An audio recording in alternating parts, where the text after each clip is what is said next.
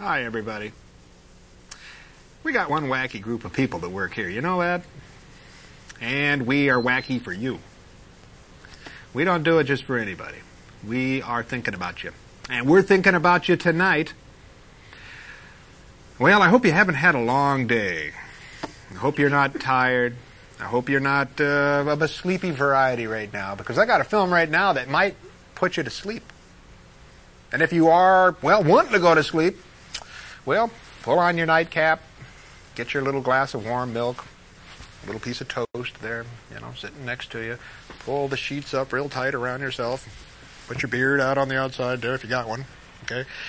And sit back and watch this great Jerry Warren film. Oh, Jerry Warren. And you're saying, film? Jerry Warren wakes me up, makes me excited. Well, I'm not sure about with this one. This one, well, might need the old mallets. Might need 2 mallets. If I had 3 mallets, I would use them. What film am I talking about? The Incredible Petrified World. Not just the Petrified World. Now, that's bad enough. Incredible Petrified World. Wow! Yeah. Incredible Petrified World. 1959. Not a heck of a lot happens in this movie. And that's why I like it. I was reading on the Jerry Warren old webpage there. They consider this to be one of his great opuses, one of his most intellectual films. They talk a lot. Yeah, they talk about things they're going to do, but they never do anything. Kind of cool. They're in a diving bell. Well, this deals with them guys who go down in a diving bell. And, you know, I love those undersea movies. Okay, and he goes down, and they go down, this group of people go down in this diving bell deep into the ocean. And it breaks loose. And they find themselves sort of lost. And some mysterious things happen. They find out that when they swim out of this thing, that they come up inside of a petrified world, a big cave. Whoa! Weird mixture. And inside of this cave, not much happens in there. Kind of wander around, the 2 women get in fights all the time, you know, and there's this old geezer in there who's been in there for 12 years who keeps eyeing the women. Okay, so he makes some interesting comments in this film as well. Some of the people in this film, in this Jerry Warren film, remember him, Teenage Zombie? One of the great magnum opuses he did. Also, Man Beast. Matter of fact, it's got the guy who played Man Beast in here. Man Beast, Man Beast. Remember Man Beast? Okay. Paul Whitmore, or Alan Windsor. Alan Windsor is in this as well. He's the man who built the diving bell. And he's all concerned about the diving bell. And when it cuts loose, like, oh, the diving bell, it's gone. What am I going to do without the diving bell? You know, he could care less about the people in it.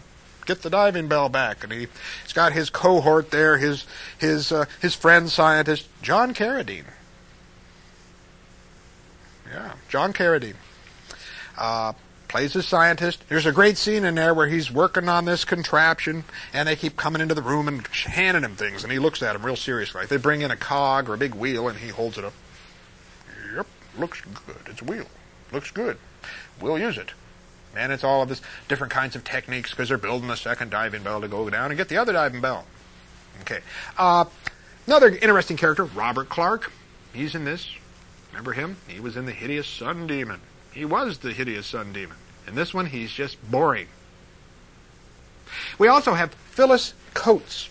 Phyllis Coates is sort of the villainous female in this, if we have anybody. There's 2 women on this diving bell. Okay? 2 men and 2 women. Okay, kind of paired up in a diving bell. And Phyllis Coates, you might know her from another thing that she was in. She was the original Lois Lane in the Superman television series. Now, how she got into this film, I was just doing a little bit of reading here. The original actress that Jerry Warren wanted to have in this film backed out at the last minute. Don't know why. Maybe she read the script. Okay, but Phyllis Coates saying, Phyllis Coates, come and be in my movie, you ex-Lois Lane, you. And she was working her way up. She was going to be maybe a pretty big star. Now, in an earlier day, as it were, Phyllis Coates and Jerry Warren dated. Okay, so it was sort of like, oh, you owe me something, I guess. Okay, come on and be in this movie. So she was, and he said, okay, if you come into my movie, I will guarantee that this film will never be shown in California. Duh.